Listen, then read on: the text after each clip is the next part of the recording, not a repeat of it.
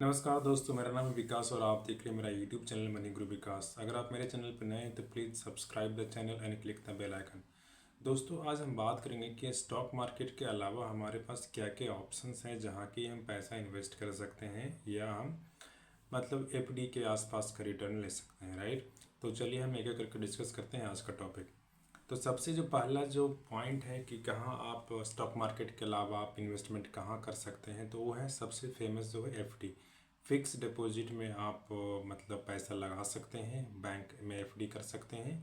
आप अपने हिसाब से आप कितना साल के लिए एफडी करना चाहते हैं बैंक से बात करके आप उस हिसाब से पैसा लगा सकते हैं, एक मुश्त लगा सकते हैं या उसको हर महीने आरडी करके कुछ अमाउंट हर महीने भी उसमें जमा कर सकते हैं।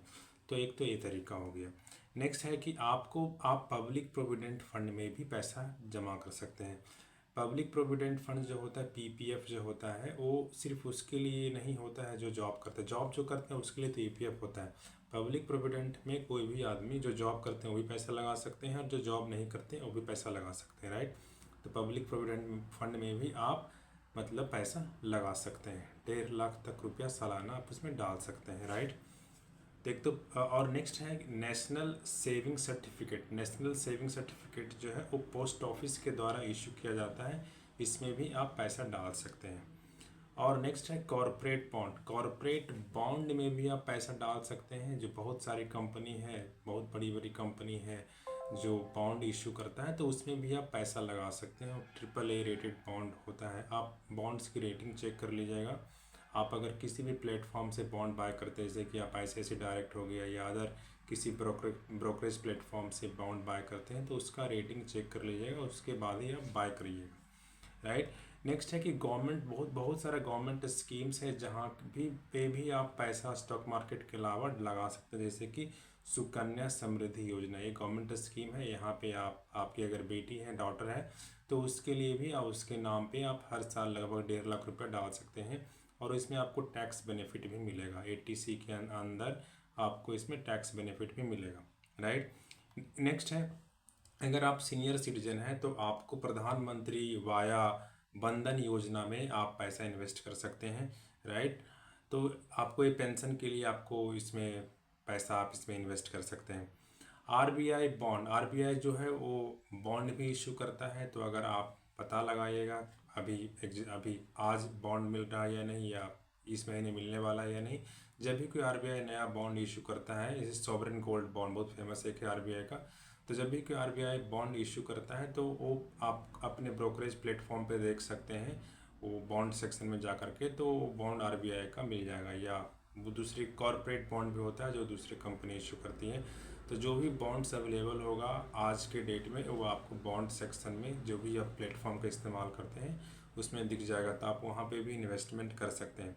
फिर है म्यूचुअल फंड में, तो उसमें नॉन इक्विटी म्यूचुअल फंड भी होता है जो किसी को डेट बोलते हैं। तो ये जो है कॉरपोरेट बॉन्ड या कॉरपोरेट सिक्योरिटीज़ में पैसा लगाता है, राइट। तो वहाँ पे भी आप या गवर्नमेंट सिक्योरिटीज़ में पैसा लगाता है, वहाँ पे भी आप उस तरह के म्यूचुअल फंड में आप पैसा डाल सकते हैं जो गवर्नमेंट कंपनीज में पैसा लगाते हैं या गवर्नमेंट बॉन्ड्स में पैसा लगाता है, राइट।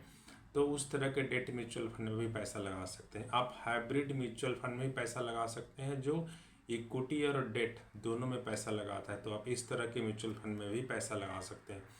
लिक्विड म्यूचुअल फंड में भी पैसा लगा सकते हैं। लिक्विड म्यूचुअल फंड जो होता है शॉर्ट टर्म के लिए आपका जो है उसमें आप पैसा रखते हैं और वो काफ़ी लिक्विड होता है। आप जब चाहिए आपको पैसा तब उसको आप लिक्विडेट करके पैसा आप उसको निकाल सकते हैं, राइट। फिर है रियल एस्टेट। रियल एस्टेट में भी आप इन्वेस्टमेंट कर सकते हैं। रियल एस्टेट लेकिन में इसमें बहुत ज़्यादा अमाउंट की ज़रूरत पड़ती है। तो एक नया कंसेप्ट आया है REIT, REIT, real estate investment trust. इसमें भी आप स्मॉल अमाउंट से आप इसमें SIP के तरीके से आप इसमें भी इन्वेस्टमेंट कर सकते हैं। नेक्स्ट है बहुत फेमस, इंडियंस को पसंद है, वो है गोल्ड। तो फिजिकल गोल्ड आपको अगर खरीदने का, आपको अगर घर के लिए आप ज्वेलरी खरीदना चाहते हैं तो फिजिकल गोल्ड भी आप खरीद सकते हैं। और नहीं तो आरबीआई का सॉवरेन गोल्ड बॉन्ड है, वो हर महीने लगभग इशू आरबीआई के द्वारा होता है। तो आप आरबीआई का सॉवरेन गोल्ड बॉन्ड भी खरीद सकते हैं, राइट। और नेक्स्ट है अल्टरनेटिव इन्वेस्टमेंट ऑप्शंस जो है वो है कि आप क्रिप्टो करेंसी में भी जा सकते हैं। अगर आपको क्रिप्टो करेंसी का नॉलेज है तो क्रिप्टो करेंसी में जा सकते हैं। और आप लोगों को, अगर आपका फ्रेंड है या रिलेटिव्स है, कोई अगर पैसा मांगता है, या आप मतलब पीयर टू पीयर आप मनी को लेंड कर सकते हैं। बहुत सारे प्लेटफॉर्म भी आ चुके हैं जो पीयर टू पीयर लेंडिंग को अलाउ करते हैं, उसमें भी आप इंटरेस्ट अर्न कर सकते हैं। लेकिन ये सब काफ़ी ज़्यादा रिस्की है। बिना किसी नॉलेज के, बिना मतलब पूरा डिटेल्ड रिसर्च के आप अपना पैसा कहीं मत लगाइएगा। जो भी मैं डिस्कस करने वाला हूँ अपार्ट फ्रॉम स्टॉक में, क्योंकि स्टॉक मार्केट काफ़ी रिस्की है और स्टॉक मार्केट रिस्की है। लेकिन आप अगर इस तरह के जो एस्टैब्लिश्ड, जो गवर्नमेंट अप्रूव्ड, गवर्नमेंट रेगुलेटेड जो स्कीम्स नहीं है, अगर आप वहाँ पैसा लगा दोगे, जैसे पीयर टू पीयर लेंडिंग, इसका कोई माए बाप नहीं है। आपका पैसा लेके कोई भी भाग सकता है, राइट। तो ये चूँकि मैं रिसर्च किया, तो चूँकि ये स्टॉक मार्केट के अलावा आप कहाँ कहाँ पैसा और लगा सकते हो, ये बात है। लेकिन आपको मेरे वीडियो में से आपको देखना है कि कौन सा पॉइंट है, कौन सा इन्वेस्टमेंट ऑप्शन है जो कि गवर्नमेंट रेगुलेटेड है, राइट, आरबीआई रेगुलेटेड है। बिना अगर कोई ऐसा इन्वेस्टमेंट जो रेगुलेटेड नहीं है, कुछ लोग हैं जो चिट फंड में पैसा लगाते हैं, चिट फंड कोई रेगुलेट नहीं करता है, राइट। तो वहाँ पे आपको पैसा नहीं लगाना है। जो स्कीम गवर्नमेंट अप्रूव्ड है, गवर्नमेंट रेगुलेटेड है, वहीं पे पैसा लगाना है, और वरना नहीं लगाना है। वरना अपना पैसा आप सेविंग अकाउंट में रखो, राइट। नेक्स्ट है कि आप जो है venture capitalist, as a venture capitalist आप दूसरे स्टार्टअप में पैसा इन्वेस्ट कर सकते हो, राइट। इन्वेस्टिंग इन स्टार्टअप आप कर सकते हो। इसके लिए आपको मतलब काफ़ी ज़्यादा ऑब्वियसली पैसे की ज़रूरत पड़ेगी, राइट, क्योंकि इसमें से 1000, 2000, 10,000, 1 लाख से यहाँ काम चलने वाला है नहीं। इसमें काफ़ी ज़्यादा पैसे की ज़रूरत पड़ती है।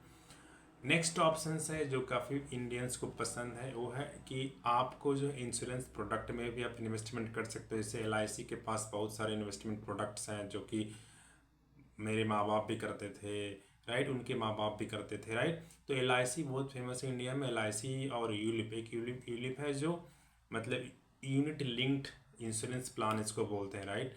तो यूलिप भी है जो कि आपको एक अच्छा खासा रिटर्न देता है, और साथ साथ वो इंश्योरेंस भी रहता है आपका। अगर आपको कुछ हो जाता है तो आपको पैसा भी मिलेगा, और आपको जो आप उस वक्त तक आपका रिटर्न बना था वो भी मिलेगा, राइट। और इस तरह से भी आप, और एक एन्युइटी प्लान होता है जो कि आपको रेगुलर इनकम प्रोवाइड कराता है पोस्ट रिटायरमेंट। तो इस तरह के भी इंश्योरेंस प्रोडक्ट का आप नॉलेज लीजिएगा। LIC का एजेंट तो आपके आसपास में कहीं ना कहीं कोई ना कोई मिल ही जाएगा आपको। तो LIC के बहुत सारे स्कीम्स हैं, तो उसमें आप इन्वेस्टमेंट करने के बारे में सोच सकते हो। अगर आप मतलब कि चाहते हो कि ऐसा प्रोडक्ट में इन्वेस्टमेंट करें जहाँ की मेरा इंश्योरेंस भी कवर हो जाए और मुझे एक इंटरेस्ट भी मिल जाए, तो LIC is one of the best in that, right. और है कि आप अगर कमोडिटीज़ में ट्रेडिंग करना चाहते हो तो स्टॉक मार्केट के अलावा आप कमोडिटी में भी ट्रेडिंग कर सकते हो, राइट। लेकिन ये तो फिर वही बात होगी कि stock market is also risky and commodity trading is also risky, right.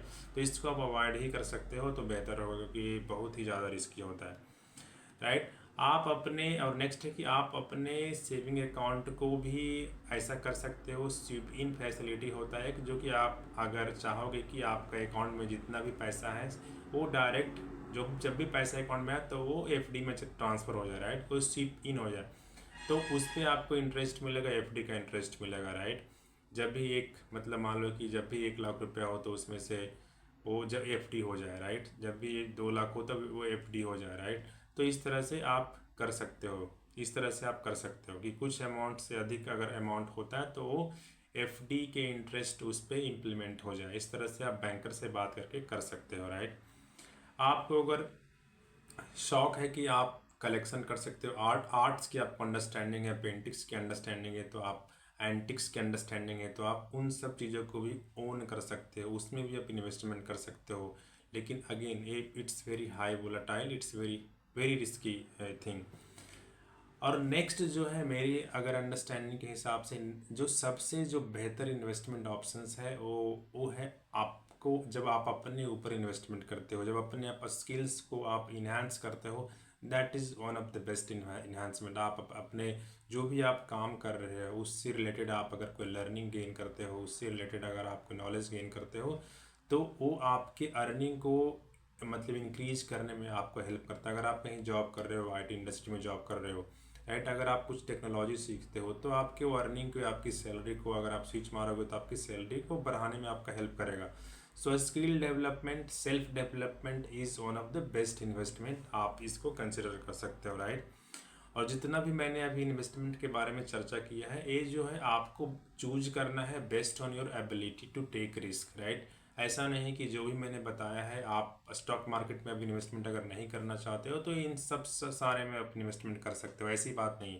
आपको वही पैसा लगाना है जो कि आप, अगर आप कॉन्फिडेंट हो तभी पैसा लगाओगे, और पूरा रिसर्च करके जो भी पॉइंट्स आपको पसंद आया मेरे वीडियो में से, उसमें पूरा रिसर्च होना चाहिए आपका। आपको बस फिनेंशियल एडवाइजर से कंसल्ट करना है, तभी आपको पैसा लगाना है, ऐसे पैसा नहीं लगाना है, राइट। अगर आपको मेरा वीडियो पसंद आया तो प्लीज़ लाइक द वीडियो और उन लोगों के साथ शेयर कीजिए जो स्टॉक मार्केट के अलावा इन्वेस्टमेंट ऑप्शंस की तलाश कर रहे थे, राइट।